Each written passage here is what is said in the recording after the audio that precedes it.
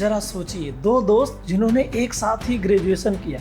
एक ने सोचा कि चलो बिजनेस करेंगे और छोटी सी दुकान खोलकर अपना काम शुरू करने लगा। दूसरे ने कहा ये बिजनेस कैसे कर सकता है, हम तो इसे बिजनेस करने नहीं देंगे, इसकी जगह पे इसकी दुकान पे कब्जा करेंगे। और इसलिए उसने बाकी आसपास के लोगों को भड़काना शुरू कर दिया, अपने पैसे उन पर खर्च करना शुरू कर दिया, जिससे कि इसका बिजनेस बर्बाद हो जाए। जिसने बिजनेस शुरू किया था उसको कोई फ़र्क नहीं पड़ा, वो आज एक बहुत बड़ी मल्टीनेशनल कंपनी का मालिक है। और जिसने उसके बिजनेस को बर्बाद करने की सोची थी वो आज उधारी ले लेकर के लोगों की पार्टियों के बिल चुका रहा है ना अजीब बात। दोस्तों, ऐसा ही हाल कुछ देशों का होता है जो सिर्फ अपने पर फोकस नहीं करते, अपनी ग्रोथ को आगे बढ़ाने के लिए काम नहीं करते हैं, पर अपने पड़ोसी को गिराने के लिए सारा कुछ इंतजाम करते हैं। नाम बताने की ज़रूरत नहीं, आप खुद बहुत समझदार हैं। लेकिन आज हम बात करेंगे अपने भारत की, उसके लीडरशिप की, जिसके कारण हमारा भारत नए नए कीर्तिमान स्थापित कर रहा है। फिर चाहे वो डिजिटल पेमेंट को रिवॉल्यूशन लाना हो, चाहे वो अंतरिक्ष में जाना हो, और चाहे अपनी इंजीनियरिंग का बेमिसाल उदाहरण पूरी दुनिया के सामने दिखाना हो। और हाँ, अभी जल्दी तो हमारे प्रधानमंत्री जी ने दुनिया के सबसे ऊंचे रेलवे ब्रिज का उद्घाटन किया है, चेनाब रिवर रेल ब्रिज, जो कि भारत में स्थित है, जो एफिल टावर से भी 35 मीटर ऊंचा है।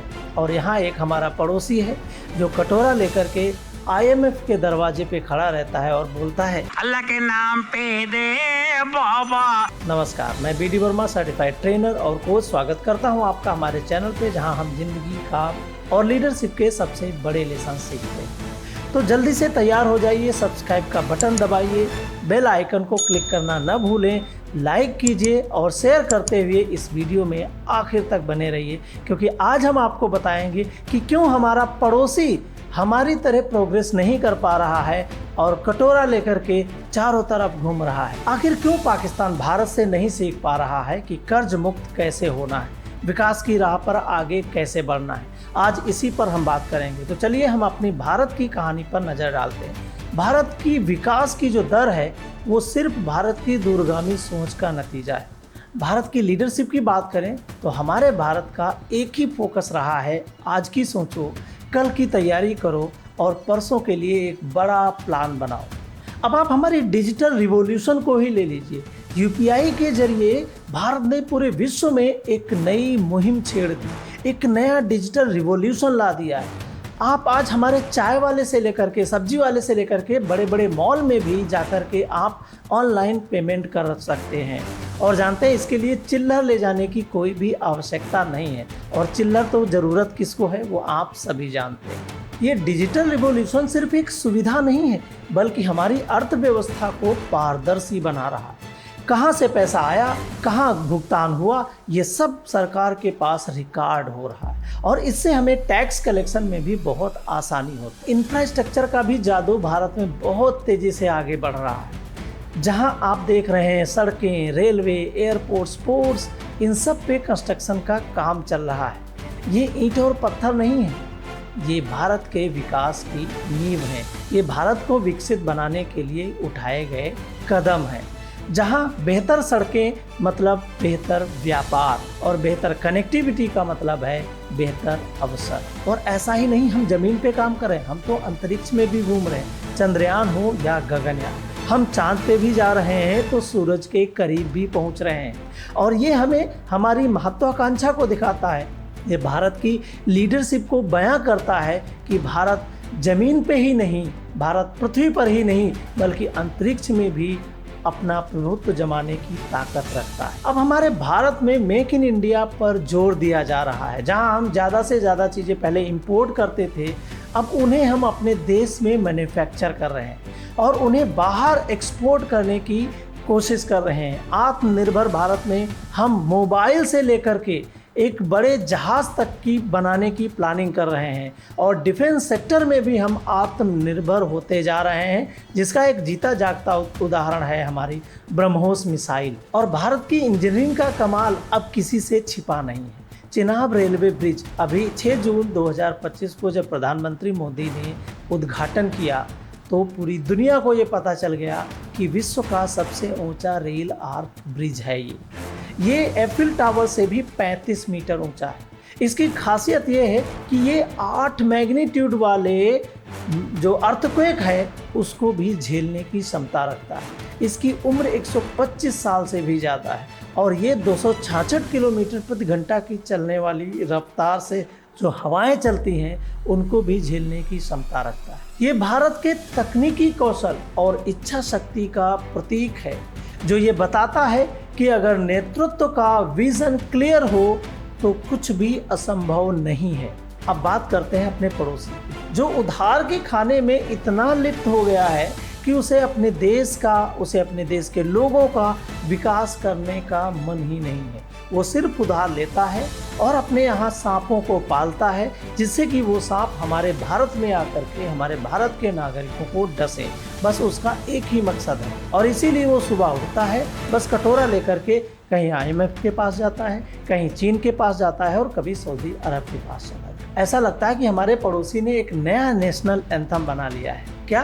हे चीन, IMF, Saudi Arabia, world bank, हमें उधार दो, उधार दो, खुदा के वास्ते हमें उधार दो। ये एक मजाक का मुद्दा नहीं, ये बहुत गंभीर मुद्दा है।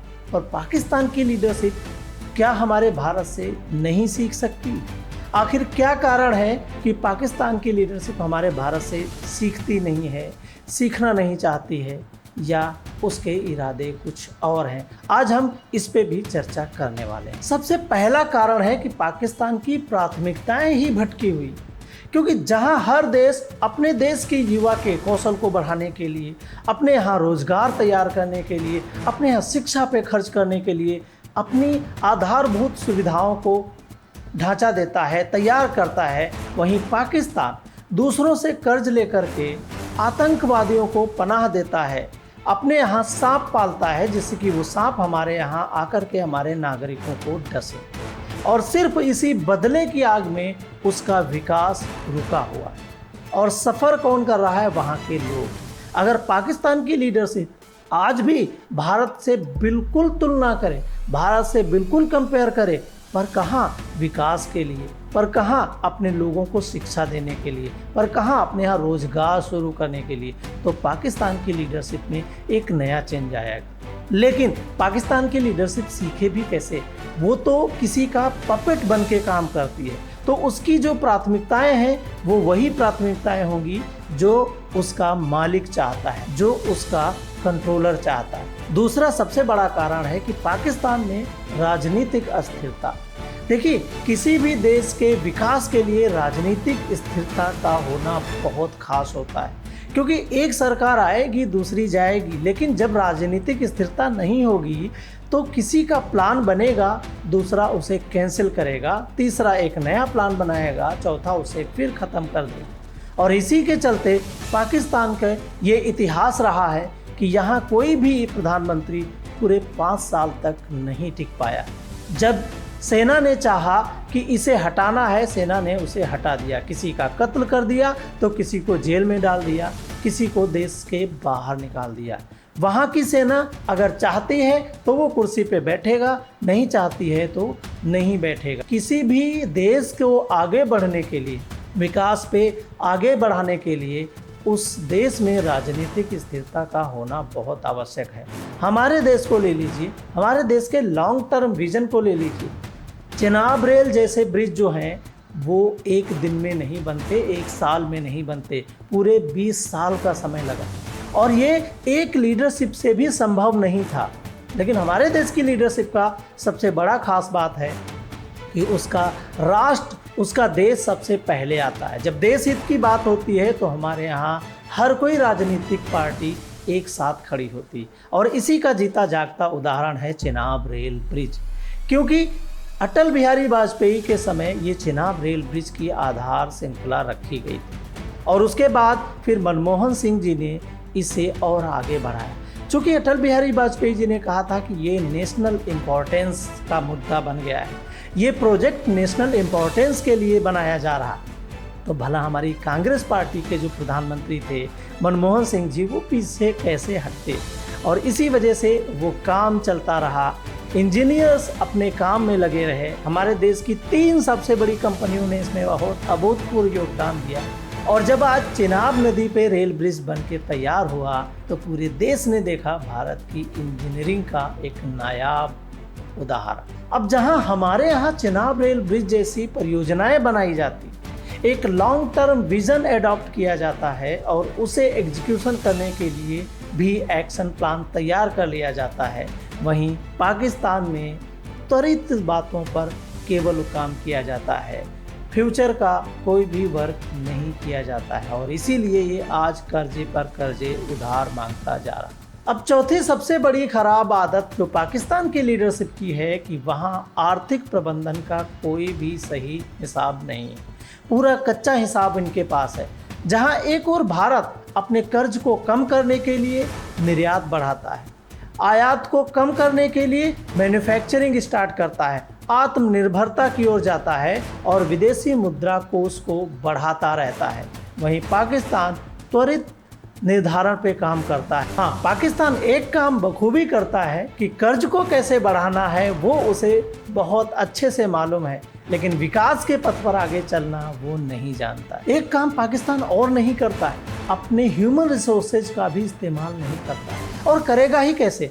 उसका ह्यूमन रिसोर्स तो एक ही है, हाथों में बंदूक थमा दो, बच्चों को बचपन से ही पढ़ाओ कि भारत हमारा दुश्मन है, बच्चों को ये सिखाओ कि मुस्लिम धर्म के अलावा और कोई धर्म ही नहीं है और ये दिखाओ कि बाकी सब काफिर होते हैं, सिर्फ हम लोग जो भी करते हैं वो जिहाद के लिए करते हैं। अगर आप बचपन से ही जहर घोलते हैं, अपनी किताबों में डेवलपमेंट की बजाय, उनको स्किल्ड बनाने की बजाय अपने यूथ को बरगलाते हैं, तो आपका मानव संसाधन जो है वो कहाँ ग्रो कर पाएगा। और याद रखिए, हर देश की नींव, हर देश की मजबूती उसका मानव संसाधन होता है, उसका ह्यूमन रिसोर्स होता है और भारत हमेशा अपने ह्यूमन रिसोर्स को इम्पोर्टेंस देता है। वो अपने यहाँ स्किल इंडिया प्रोग्राम चलाता है, वो अपने युवाओं को ट्रेनिंग देता है, इनोवेशन के लिए आगे बढ़ाता है, स्टार्टअप इंडिया जैसे प्रोग्राम शुरू करता है, जिससे ढेर सारे स्टार्टअप्स हमारे यहाँ बढ़ते चले जाते हैं और स्टार्टअप्स ही नहीं, ज़्यादा से ज़्यादा यूनिकॉर्न बनाने वाला देश भी हमारा भारत बनता चला जा रहा है। तो दोस्तों, ये भारत और पाकिस्तान के कंपैरिजन की कहानी नहीं है, ये भारत के लीडरशिप की कहानी है, ये भारत के नेतृत्व का वो उदाहरण है जो पूरी दुनिया को भारत दिखा रहा है, जो मैं आपके साथ शेयर कर रहा हूँ। सबसे पहला है लॉन्ग टर्म विजन। भारत की जो दूरगामी सोच है उसकी वजह से ही आज भारत कहाँ से कहाँ पहुँच गया है। चेनाब रेल ब्रिज हो या गगनयान हो या आदित्य सोलर मिशन हो और चाहे हमारा चंद्रयान हो, ये सब ही उस उदाहरण का प्रतीक है कि भारत की लॉन्ग टर्म विजन की वजह से ही ये सब संभव हो पाया है। भारत का लीडरशिप केवल लॉन्ग टर्म विजन ही नहीं बनाता, बल्कि उसके एग्जीक्यूशन का पूरा प्लान करता है। और मैंने फिर से कहा कि सरकार चाहे जो हो, भारत का जो विज़न होता है उसे हर सरकार आगे ही बढ़ाती है, कोई किसी भी प्रोजेक्ट को ठंडे बस्ते में नहीं डालती और जिसकी वजह से ही हमारा भारत आज आसमान की बुलंदियों को छूता जा रहा है। भारत हमेशा अपनी अर्थव्यवस्था को प्राथमिकता देता है और इसीलिए हम आज चौथी सबसे बड़ी अर्थव्यवस्था की राह पर आगे बढ़ते जा रहे हैं।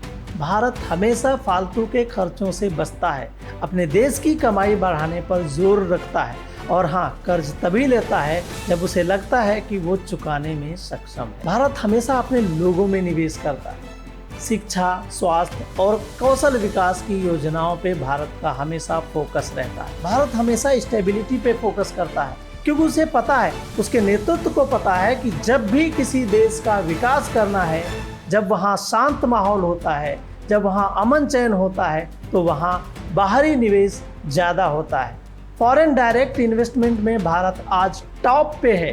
टेस्ला और एप्पल जैसी कंपनियों का मैन्युफैक्चरिंग होना भारत में एक बहुत बड़ा सक्सेस पॉइंट है। चाहे कोई भी राजनीतिक दल हो, जब बात हमारे देश की आती है, जब हमारे नेशन की बात आती है, तो भारत का हर राजनेता कंधे से कंधा मिलाकर चलता है।